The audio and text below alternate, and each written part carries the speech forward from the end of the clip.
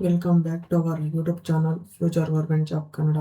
Friends, Karnataka ಹೈಕೋರ್ಟ್ನಲ್ಲಿ ಹುದ್ದೆಗಳನ್ನು ಭರ್ತಿ ಮಾಡಿಕೊಳ್ಳುತ್ತಿದ್ದಾರೆ. ಇದು ನೇರ ನೇಮಕಾತಿ ಆಗಿರುತ್ತೆ. ಫ್ರೆಂಡ್ಸ್, ಹುದ್ದೆ ಸಂಬಂಧಪಟ್ಟ ವಿವರಗಳು ಮತ್ತು ಯಾವ ರೀತಿ ಅಪ್ಲಿಕೇಶನ್ ಆಗಬೇಕು ಮತ್ತು ಕ್ವಾಲಿಫಿಕೇಶನ್ ಏನು, ಫೀಸ್ ಯಾವ ರೀತಿ ಪೇ ಮಾಡಬೇಕು ಅನ್ನೋದೆಲ್ಲ ಈ ವಿಡಿಯೋದಲ್ಲಿ ನಾನು ಪೂರ್ತಿ ವಿವರ ತಿಳಿಸ್ಕೊಡ್ತೀನಿ. ಯಾರು ಸ್ಕಿಪ್ ಮಾಡದೆ ವಿಡಿಯೋವನ್ನು ಫುಲ್ ನೋಡಿ. ಹಾಗೂ ಮೊದಲನೇದಾಗಿ ನಮ್ಮ ಯೂಟ್ಯೂಬ್ ಚಾನಲ್ ಅನ್ನು ನೋಡ್ತಾ ಇದ್ದಾರೆ, ಸಬ್ಸ್ಕ್ರೈಬ್ ಮಾಡಿಕೊಳ್ಳಿ ಫ್ರೆಂಡ್ಸ್.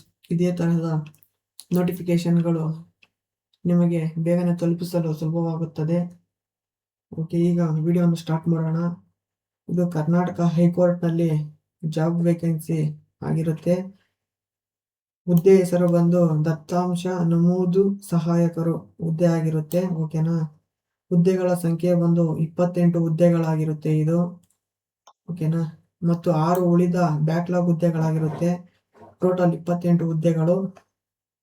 ಆಮೇಲೆ ಅದೇ ತರ ನೋಡೋದಾದ್ರೆ ಇವರ ವೇತನ ಶ್ರೇಣಿ ಬಂದು 25,500 ರೂಪಾಯಿಯಿಂದ 81,100 ರೂಪಾಯಿವರೆಗೂ ವೇತನ ಶ್ರೇಣಿ ಇರುತ್ತೆ. ಮತ್ತು ಇತರೆ ಭತ್ಯೆಗಳೊಂದಿಗೆ ಇರುತ್ತೆ ಈ ವೇತನ ಶ್ರೇಣಿ. ಮತ್ತು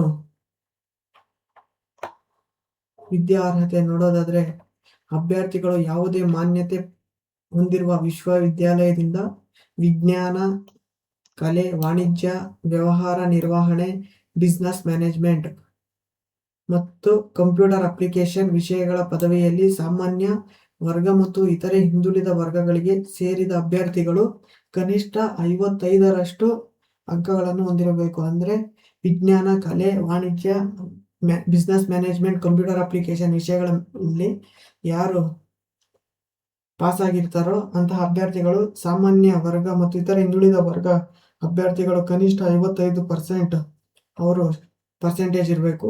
ಮತ್ತು ಪರಿಶಿಷ್ಟ ಜಾತಿ, ಪರಿಶಿಷ್ಟ ಪಂಗಡ ಸೇರಿದ ಅಭ್ಯರ್ಥಿಗಳಿಗೆ ಕನಿಷ್ಠ 50ರಷ್ಟು ಅಂಕಗಳೊಂದಿಗೆ ವಿದ್ಯಾರ್ಹತೆಯನ್ನು ಹೊಂದಿರಬೇಕು ಅಂತ ಕೊಟ್ಟಿದ್ದಾರೆ ಫ್ರೆಂಡ್ಸ್. ಅದೇ ರೀತಿ ನೋಡೋದಾದ್ರೆ ಆಂಗ್ಲ ಮತ್ತು ಕನ್ನಡ ಬೆರಳಚ್ಚು ಪ್ರೌಢ ದರ್ಜೆ ಪರೀಕ್ಷೆಯಲ್ಲಿ ಉತ್ತೀರ್ಣರಾಗಿರಬೇಕು. ಜೊತೆಗೆ ಕಂಪ್ಯೂಟರ್ ನಿರ್ವಹಣಾ ಜ್ಞಾನವನ್ನು ಹೊಂದಿರಬೇಕು. ಅಂದ್ರೆ SSLCಯಲ್ಲಿ ಕನ್ನಡ ಸಬ್ಜೆಕ್ಟ್ ಪಾಸ್ ಆಗಿರಬೇಕು ಅಂತ ಕೊಟ್ಟಿದ್ದಾರೆ. ಅದರ ಜೊತೆಲಿ ಕಂಪ್ಯೂಟರ್ ಜ್ಞಾನ ಹೊಂದಿರಬೇಕು ಅಂತ ಕೊಟ್ಟಿದ್ದಾರೆ. ಅದೇ ರೀತಿ ನೋಡೋದಾದ್ರೆ ಕಂಪ್ಯೂಟರ್ ನಿರ್ವಹಣಾ ಜ್ಞಾನ ಎಂದರೆ ಕಂಪ್ಯೂಟರ್ ಬೇಸಿಕ್ ಕೋರ್ಸ್ನ ಪ್ರಮಾಣ ಪತ್ರ ಕೇಳಿದ್ದಾರೆ ಫ್ರೆಂಡ್ಸ್. ಕಂಪ್ಯೂಟರ್ ಬೇಸಿಕ್ ನಾವು ಮಾಡಿರ್ತೀವಲ್ಲ ಅದರ ಪ್ರಮಾಣ ಪತ್ರನ ಕೇಳಿರ್ತಾರೆ, ಅದನ್ನು ಬೇಕು.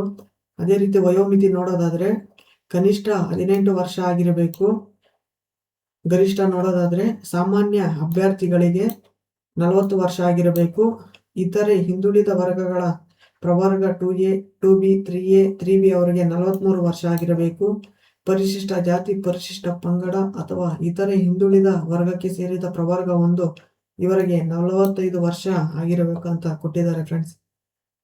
ಓಕೆನಾ. ವಯಸ್ಸು ಮಿತಿ ಹೆಚ್ಚು ಕೊಟ್ಟಿದ್ದಾರೆ, ಆದಷ್ಟು ಬೇಗ ಹೋಗಿ ಅರ್ಜಿ ಸಲ್ಲಿಸಿ. ಮತ್ತು ಅರ್ಜಿ ಸಲ್ಲಿಸಿರುವ ಅಪ್ಲಿಕೇಶನ್ಗೆ ಫೀಸ್ ಯಾವ ರೀತಿ ನಾವು ಪೇ ಮಾಡ್ಬೇಕಂತ ಅದನ್ನು ಕೊಟ್ಟಿದ್ದಾರೆ. ಅಭ್ಯರ್ಥಿಗಳು ಆನ್ಲೈನ್ ಅರ್ಜಿಯಲ್ಲಿ ಉಲ್ಲೇಖಿಸಿರುವಂತೆ State Bank of India online ಪಾವತಿ, ಅಂದ್ರೆ ಸ್ಟೇಟ್ ಬ್ಯಾಂಕ್ ಆಫ್ ಇಂಡಿಯಾಗೆ ಆನ್ಲೈನ್ ಮಾಡಬೇಕಂತ ಕೊಟ್ಟಿದ್ದಾರೆ.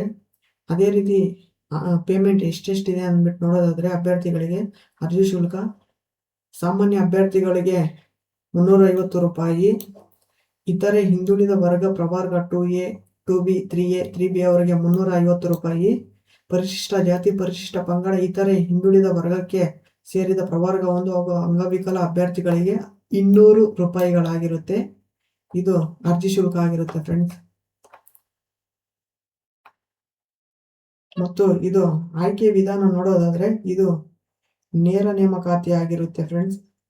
ಬೆರಳಚ್ಚು ಪರೀಕ್ಷೆ ಸಂದರ್ಶನ ನಡೆಸಿ ನೇಮಕಾತಿ ಮಾಡಲಾಗುತ್ತದೆ ಅಂತ ಕೊಟ್ಟಿದ್ದಾರೆ. ಸರಿನಾ.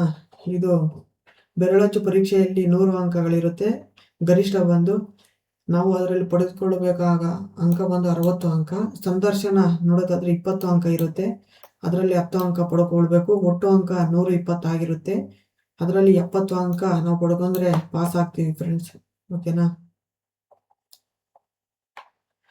ಅದೇ ರೀತಿ ಅರ್ಜಿ ಸಲ್ಲಿಸುವ ಪ್ರಾರಂಭ ದಿನಾಂಕ ನೋಡೋದಾದ್ರೆ 29 ಜೂನ್ 2026ರಂದು ಪ್ರಾರಂಭವಾಗಿ ಕೊನೆಯ ದಿನಾಂಕ ನೋಡೋದಾದ್ರೆ 28 ಜುಲೈ 2026ರಂದು ಅರ್ಜಿ ಸಲ್ಲಿಸುವ ಕೊನೆಯ ದಿನಾಂಕ ಆಗಿರುತ್ತೆ. ಆದಷ್ಟು ಬೇಗ ಹೋಗಿ ಎಲ್ಲರೂ ಅರ್ಜಿ ಸಲ್ಲಿಸಿ. ಮತ್ತು ಅರ್ಜಿ ಸಲ್ಲಿಸುವ ವೆಬ್ಸೈಟ್ ನೋಡೋದಾದರೆ ನೋಡಿ, ಇಲ್ಲಿ ಹಾಕಿರ್ತೀನಿ, ಓಕೆನಾ. ಇದರಲ್ಲಿ ಹೋಗ್ಬಿಟ್ಟು ನೀವು ಅರ್ಜಿ ಸಲ್ಲಿಸ್ಕೊಳ್ಳಿ. ಮತ್ತು ಈ ಅರ್ಜಿ ಲಿಂಕ್ ನಾನು ಡಿಸ್ಕ್ರಿಪ್ಷನಲ್ಲಿ ಕೊಟ್ಟಿರ್ತೀನಿ, ಡೈರೆಕ್ಟ್ ಲಿಂಕು. ಹೋಗಿ ಬೇಗ ಅಪ್ಲಿಕೇಶನ್ ಹಾಕಿ, ಓಕೆನಾ. ಈ ವಿಡಿಯೋ ನಿಮಗೆ ಇಷ್ಟವಾಗಿದ್ದರೆ ನಮ್ಮ ಯೂಟ್ಯೂಬ್ ಚಾನಲನ್ನು ಸಬ್ಸ್ಕ್ರೈಬ್ ಮಾಡಿಕೊಳ್ಳಿ. ಮತ್ತು ಇದೇ ಥರದ ಯೂಸ್ಫುಲ್ ಕಂಟೆಂಟ್ಗಳು ಮತ್ತು ನೋಟಿಫಿಕೇಶನ್ಗಳನ್ನು ನಿಮಗೆ ತಲುಪಿಸ್ತಾ ಇರ್ತೀನಿ. Thank you for watching friends.